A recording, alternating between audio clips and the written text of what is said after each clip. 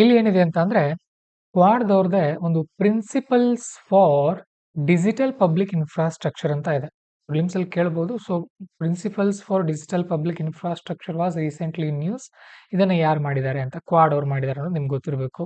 ಏನಿದೆ ಅಂತ ಅಂದ್ರೆ ಇದು importance of digitalisation to transform the societies. ನಮ್ಮ ಸೊಸೈಟಿಗಳಲ್ಲಿ ಡಿಜಿಟಲೈಸೇಷನ್ ನ ಸುಧಾರಣೆ ಮಾಡೋಕೆ, ಓಕೆ, ಅಂದ್ರೆ ಸೊಸೈಟಿನ ಸುಧಾರಿಸೋಕೆ ನಾವು ಯಾವ ರೀತಿ ಯೂಸ್ ಮಾಡ್ಕೊಳ್ಬೇಕು ಅಂತ ಇದನ್ನ ಮಾಡಿದ್ದಾರೆ. ಹಾಗೇನೆ ವಿಶ್ವಸಂಸ್ಥೆಯವರು ಅಜೆಂಡಾ ಅಂತ ಕೊಟ್ಟಿದ್ದಾರೆ.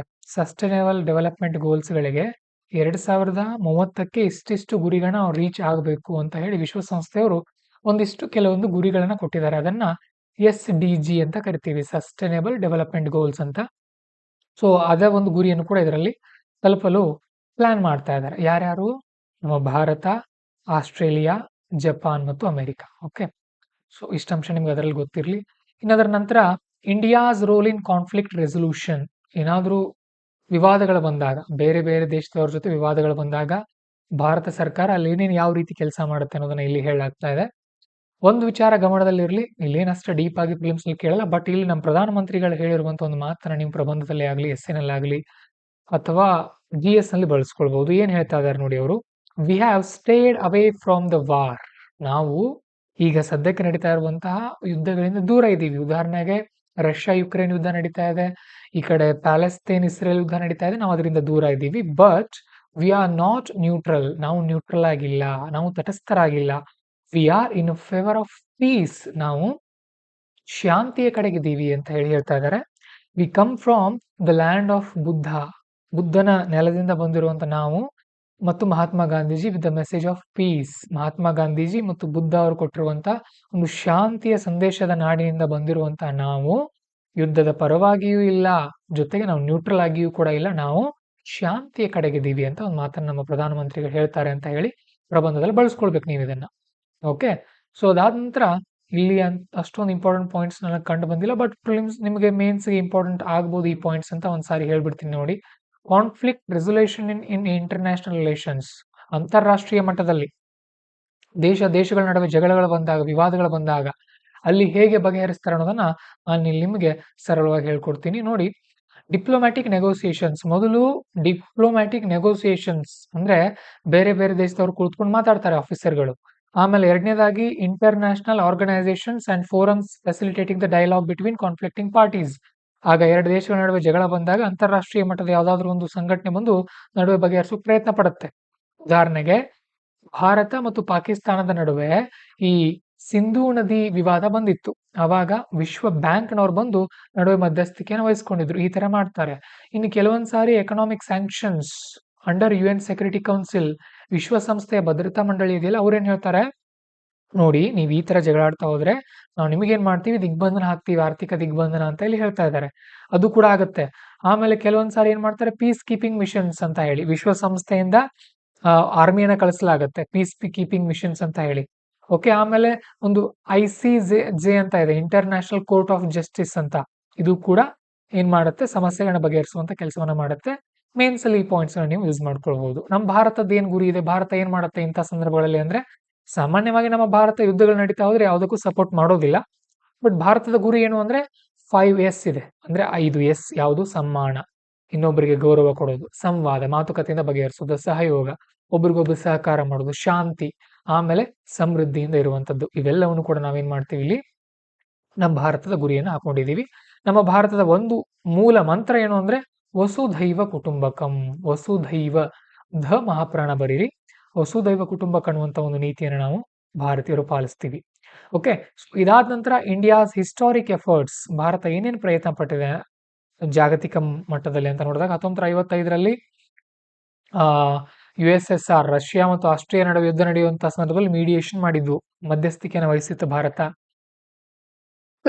ಹಾಗೇನೆ ಕೊರಿಯಾದಲ್ಲಿ ಸಮಸ್ಯೆಗಳಾದಾಗ ಬಗೆಹರಿಸೋಕೆ ಪ್ರಯತ್ನ ಪಟ್ಟಿತ್ತು. 1950-60ರ ನಡುವೆ ಅಂತಾರಾಷ್ಟ್ರೀಯ ವಿಯೆಟ್ನಾಂನಲ್ಲಿ ಯುದ್ಧ ನಡೀತಾ ಇತ್ತು, ಅದನ್ನ ಒಂದು ಬಗೆಹರಿಸೋಕೆ ಅಲ್ಲೂ ಕೂಡ ಭಾಗವಹಿಸಿತ್ತು. ಹಾಗೇನೆ 1979ರಲ್ಲಿ ಭಾರತ ಏನ್ ಮಾಡಿತ್ತು ಅಂದ್ರೆ, ಈ ಏನಾಗಿತ್ತು ಅಂದ್ರೆ, ಇಲ್ಲಿ ಓದೋಣ. India's finance minister card of his China visit and actively supported Vietnam on China's aggression. Okay, China Vietnam ಮೇಲೆ ದಾಳಿ ಮಾಡಿತ್ತು, ಅವಾಗ ಭಾರತ ವಿಯೆಟ್ನಾಂಗೆ ಸಪೋರ್ಟ್ ಅನ್ನ ಸೂಚಿಸು ಅಂತ ಇಲ್ಲಿ ಹೇಳ್ತಾ ಇದ್ದಾರೆ. ಓಕೆ, ಇತ್ತೀಚೆಗೆ ಭಾರತ ಬೇರೆ ದೇಶಗಳಲ್ಲಿ ಮಧ್ಯಸ್ಥಿಕೆ ವಹಿಸೋಕೆ ಹೋಗ್ತಾ ಇಲ್ಲ. ಯಾಕಂತ ಅಂದ್ರೆ ಏನ್ ಸಮಸ್ಯೆ ಆಗಿದೆ, ಈ ಕಡೆ ಪಾಕಿಸ್ತಾನ ಕಾಶ್ಮೀರ ನಮ್ದು ಅಂತ ಹೇಳುತ್ತೆ, ನಾವೇನಂತೀವಿ ಇಲ್ಲ ನಮ್ದು ಅಂತ ಹೇಳ್ತೀವಿ. ಬೇರೆ ದೇಶದವ್ರು ಬರ್ತಾರೆ, ಈಗ ಉದಾಹರಣೆಗೆ ಡೊನಾಲ್ಡ್ ಟ್ರಂಪ್ ಅಂತವ್ರು ಬಂದು ಏನಂತ ನಾನು ಬಗೆಹರಿಸ್ತೀನಿ ನಿಮ್ ಸಮಸ್ಯೆ ಏನಂತ ಹೇಳಿದಾಗ ಭಾರತ ಸರ್ಕಾರ ಅಂತ ಏನ್ ಹೇಳುತ್ತೆ, ನೋ ನೋ, ಇದು ನಮ್ಮ ಆಂತರಿಕ ಸಮಸ್ಯೆ, ನಾವು ಅದನ್ನ ಬಗೆಹರಿಸ್ಕೊಳ್ತೀವಿ, ಸೊ ನೀವು ಯಾರ ನಡುವಿನವ್ರು ಬರೋ ಅಗತ್ಯ ಇಲ್ಲ ಅಂತ ಹೇಳುತ್ತೆ. ಅರ್ಥ ಆಯ್ತಾ? ಸೊ ಇಂಥ ಸ್ಥಾನದಲ್ಲಿ ನಮ್ಮ ಸಮಸ್ಯೆ ಬಗೆಹರಿಸೋಕೆ ನಾವು ಇನ್ನೊಬ್ಬರ ಸಹಾಯ ತಗೊಳ್ತಾ ಇಲ್ಲ ಅಂದಾಗ ಇನ್ನೊಬ್ಬರ ದೇಶ ಸಮಸ್ಯೆಯನ್ನು ಹೋಗಿ ನಾವು ಹೇಗೆ ಬಗೆಹರಿಸೋಕಾಗತ್ತೆ? ಇದು ಕೂಡ ಒಂದು ಕಾನ್ಫ್ಲಿಕ್ಟಿಂಗ್ ವಿಚಾರ ಇದೆ ಅಂತ ಹೇಳಿ ನೀವು ಎಸ್ಸೆನ ಬರೆಯುವಾಗ ಅಥವಾ GS ಆನ್ಸರ್ ಬರೆಯುವಾಗ ಯೂಸ್ ಮಾಡ್ಕೊಳ್ಬಹುದು. ಇನ್ನು ಭಾರತ ಮತ್ತು ಸಿಂಗಾಪುರ್ ರಿಲೇಷನ್ಗಳ ಬಗ್ಗೆ ಇದೆ, ಏನಂತ ಇಂಪಾರ್ಟೆಂಟ್ ಪಾಯಿಂಟ್ ನನಗೆ ಕಂಡು ಬಂದಿಲ್ಲ ಇಲ್ಲಿ. ಬಟ್ ಒಂದು ಇಂಪಾರ್ಟೆಂಟ್ ಪಾಯಿಂಟ್ ಏನಂತ ಅಂದ್ರೆ ಇಲ್ಲಿ Singapore is India's largest trade partner in ASEAN. ASEAN ಅಂತ ಒಂದು ಗ್ರೂಪ್ ಇದೆ. ಓಕೆ, ಅದರಲ್ಲಿ ಸಿಂಗಾಪುರ್ ಅತಿ ದೊಡ್ಡ ಪಾಲುದಾರ ಆಗುತ್ತೆ ನಮ್ಮ ಭಾರತಕ್ಕೆ. ಓಕೆ, ಹಾಗೇನೆ ನಮ್ಮ ಭಾರತದ 6ನೇ ಅತಿ ದೊಡ್ಡ ವ್ಯಾಪಾರ ಪಾಲುದಾರ ದೇಶ ಆಗಿದೆ. ಓಕೆ, ಯಾವುದು? ಸಿಂಗಾಪುರ್. ಮತ್ತು ಸಿಂಗಾಪುರ್ ಮತ್ತು ನಮ್ಮ ಭಾರತ DTAA ಅಂದ್ರೆ ಡೈರೆಕ್ಟ್ ಟ್ಯಾಕ್ಸ್ ಅವಾಯ್ಡೆನ್ಸ್ ಅಗ್ರಿಮೆಂಟ್ಗೆ ಸಹಿ ಹಾಕೊಂಡಿವೆ ಎರಡೂ ಕೂಡ. ಓಕೆ, ಡೈರೆಕ್ಟ್ ಟ್ಯಾಕ್ಸ್ ಅವಾಯ್ಡೆನ್ಸ್ ಅಂತ ಅಂದ್ರೆ ಏನು, ಇದೆಲ್ಲವನ್ನು ಕೂಡ ನಾವು ನಿಮಗೆ ಎಕನಾಮಿನಲ್ಲಿ ಹೇಳ್ತೀವಿ. ಸರಳವಾಗಿ ಹೇಳೋದಂತ ಅಂದ್ರೆ ಇಬ್ರು ಕೂಡ ಒಪ್ಪಂದ ಮಾಡ್ಕೊಳ್ತಾರೆ. ಅಂದ್ರೆ ಈಗ ಒಂದು ಕಂಪನಿ ಅಮೆರಿಕಾದಲ್ಲಿ ಕೂಡ ಇರುತ್ತೆ, ಒಂದು ಕಂಪನಿ ಭಾರತದಲ್ಲಿ ಕೂಡ ಇರುತ್ತೆ. ಆಗ ಅಮೆರಿಕ ಭಾರತದವ್ರು ಒಪ್ಪಂದ ಮಾಡ್ಕೊಳ್ತಾರೆ, ಏನಂದ್ರೆ ನಾವು ಟ್ಯಾಕ್ಸ್ ಇಷ್ಟು ತಗೊಳ್ಳೋಣ, ನಿಮ್ ದೇಶದಲ್ಲಿ ಇಷ್ಟು ತಗೊಳ್ರಿ, ನಮ್ಮ ದೇಶದಲ್ಲಿ ಇಷ್ಟು ತಗೊಳ್ತೀವಿ. ಹಾಗೇನೆ ಸಿಂಗಾಪುರ್ನಲ್ಲಿ ಒಂದು ಕಂಪನಿ ಇರುತ್ತೆ, ನಮ್ಮ ದೇಶದಲ್ಲಿ ಕೂಡ ಇರುತ್ತೆ, ಅದೇ ಕಂಪನಿ ಆಫೀಸ್ಗಳು. ಆಗ ನಾವು ಇಷ್ಟು ಟ್ಯಾಕ್ಸ್ ತಗೊಳ್ತೀವಿ, ನೀವು ಇಷ್ಟು ತಗೊಳ್ರಿ. ಯಾಕೆ ಇದನ್ನ ಅಂತ ಅಂದ್ರೆ ಈಗ ಉದಾಹರಣೆಗೆ ಸಿಂಗಾಪುರ್ನಲ್ಲಿ ಆ ಕಂಪನಿಗೆ 30% ಟ್ಯಾಕ್ಸ್ ಇರುತ್ತೆ, ನಮ್ಮ ಭಾರತದಲ್ಲಿ ಒಂದು 30 ಇರುತ್ತೆ, 60% ಟ್ಯಾಕ್ಸೇ ಹೋಗುತ್ತೆ ಆ ಕಂಪನಿಗೆ. ಪಾಪ ಅವ್ರಿಗೇನು ಉಳಿತು.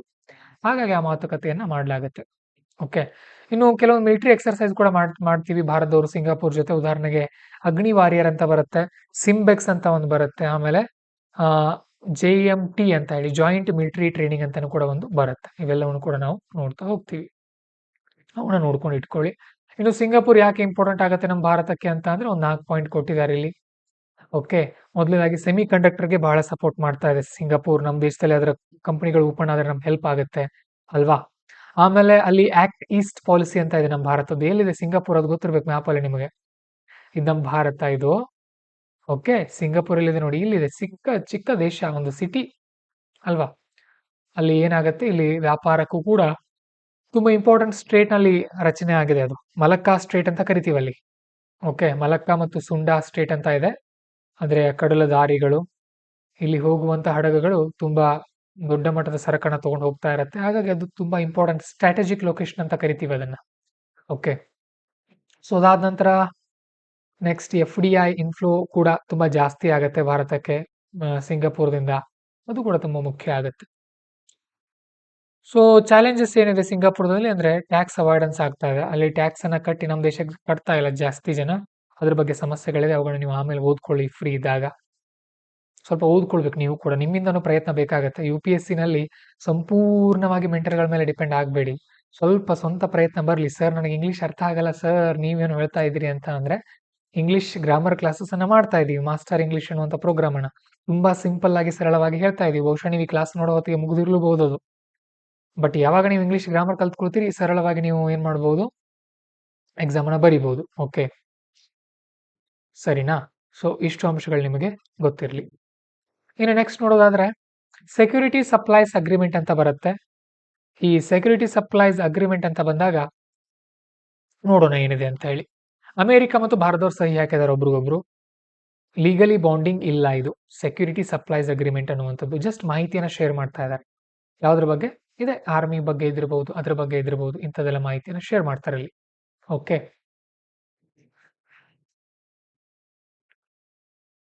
ಸೊ ಈ ಡಿಫೆನ್ಸ್ ನಲ್ಲಿ ಅಮೆರಿಕ ಮತ್ತು ಭಾರತದ್ದು ಯಾವ ರೀತಿ ಒಪ್ಪಂದ ಇದೆ ಅಂತ ನಾವು ನೋಡೋದಾದ್ರೆ ನೋಡಿ, ಕರೆಂಟ್ ಅಫೇರ್ಸ್ ನಲ್ಲಿ international relations maximum current affairs cover ಆಗುತ್ತೆ, ಗಮನ ಇಟ್ಕೊಂಡು ನೋಡ್ತಾ ಹೋಗಿ. ಅಮೆರಿಕ ಮತ್ತು ಭಾರತದ್ದು ಡಿಫೆನ್ಸ್ ಕೋಆಪರೇಷನ್ ಯಾವ ರೀತಿ ಇದೆ ಅಂತ ನಾವು ನೋಡಿದಾಗ ಇಲ್ಲಿ 2015ರಿಂದ ಚೆನ್ನಾಗಿ ಬೆಳೀತಾ ಇದೆ ಸಂಬಂಧ ಒಬ್ರಿಗೊಬ್ಬರ ನಡುವೆ. 2016ರಲ್ಲಿ ಅಮೆರಿಕ ಏನ್ ಮಾಡಿದೆ ಅಂತ ಅಂದ್ರೆ ಭಾರತಕ್ಕೆ ಮೇಜರ್ ಡಿಫೆನ್ಸ್ ಪಾರ್ಟ್ನರ್ ಅನ್ನುವಂಥ ಒಂದು ಹುದ್ದೆಯನ್ನ ಕೊಟ್ಟಿದೆ, ಒಂದು ಘನತೆಯನ್ನ, ಒಂದು ಸ್ಥಾನಮಾನವನ್ನ ಕೊಟ್ಟಿದೆ. ಘನತೆ ಅಲ್ಲ, ಆಕ್ಚುಲಿ ಸ್ಥಾನಮಾನ. ಅಂದ್ರೆ ನಮ್ಮ ಭಾರತ ಅಮೆರಿಕದ ಒಂದು ಮೇಜರ್ ಪ್ರಮುಖವಾದಂತಹ ಡಿಫೆನ್ಸ್ ಸೈನಿಕ ಪಾಲುದಾರ ಅಂತ ಹೇಳಿ, ಭದ್ರತಾ ಪಾಲುದಾರ ಅಂತ ಹೇಳಿ. ಆಮೇಲೆ ಎರಡು ದೇಶದ ನಡುವೆ ಒಂದು 2+2 ಡೈಲಾಗ್ ಅಂತ ಆಗುತ್ತೆ. 2+2 ಡೈಲಾಗ್ ಅಂದ್ರೆ ಅಲ್ಲಿ ವಿದೇಶಾಂಗ ಮಂತ್ರಿಗಳು ಮತ್ತು ಈ ಡಿಫೆನ್ಸ್ ರಕ್ಷಣಾ ಮಂತ್ರಿಗಳು ಮಾತಾಡ್ತಾರೆ ಮೀಟಿಂಗ್ ಮಾಡಿಕೊಂಡು. ಒಂದು 4 ವೆರಿ ವೆರಿ ಇಂಪಾರ್ಟೆಂಟ್ ಅಗ್ರಿಮೆಂಟ್ ಅನ್ನ ಸಹಿ ಹಾಕೊಂಡಿವೆ ಭಾರತ ಮತ್ತು ಅಮೆರಿಕ. ಯಾವುವು ಅಂತ ಅಂದ್ರೆ ಇಲ್ಲಿ ನೋಡ್ಬೋದು ನೀವು, GSOMIA ಝೋಮಿಯಾ ಅಂತ ಒಂದು ಬರುತ್ತೆ, ಲೆಮೋವಾ ಅಂತ ಒಂದಿದೆ, ಕಾಮ್ಕಾಸಾ ಅಂತ ಒಂದಿದೆ, ಬೆಕಾ ಅಂತ ಒಂದಿದೆ. ನೀವು ಸ್ವಲ್ಪ ಡೀಟೇಲ್ ಆಗಿ ನೀವು ಇವುಗಳ ಬಗ್ಗೆ ಸ್ಟಡಿ ಆಮೇಲೆ ಮಾಡ್ಕೊಳ್ಳಿ, ಚೆಕ್ ಮಾಡಿ ಏನಂತ ಇದೆ ಅಂತ. ಅಂದ್ರೆ ನಾನು ಸರಳವಾಗಿ ಹೇಳ್ತೀನಿ, ಇಲ್ಲಿ ನೋಡಿ, general security and military information agreement. ಇದು ಜಸ್ಟ್ ಮಾಹಿತಿ ಶೇರಿಂಗ್ ಮಾಡ್ತಾರೆ ಇಲ್ಲಿ ಮಿಲಿಟರಿ ಬಗ್ಗೆ.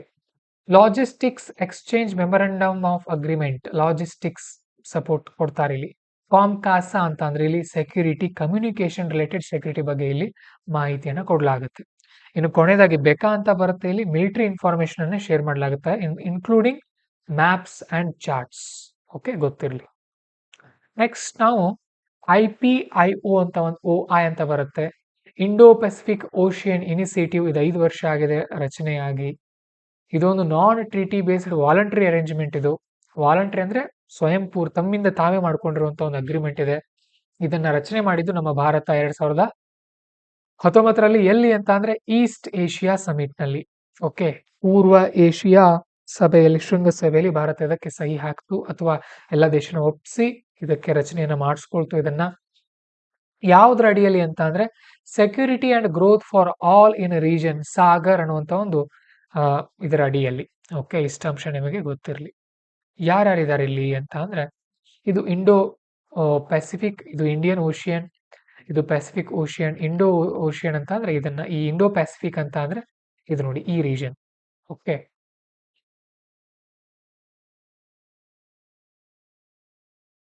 ಏನಿದು ಇಂಡೋ ಪೆಸಿಫಿಕ್ ಅಂತ ಅಂದ್ರೆ, ಇದೆ ಈ ಭಾಗ ಅಂತ ಹೇಳಿದ್ನಲ್ಲ, ಈ ಭಾಗ ತುಂಬಾ ಇಂಪಾರ್ಟೆಂಟ್ ಇದು ಭಾಗ.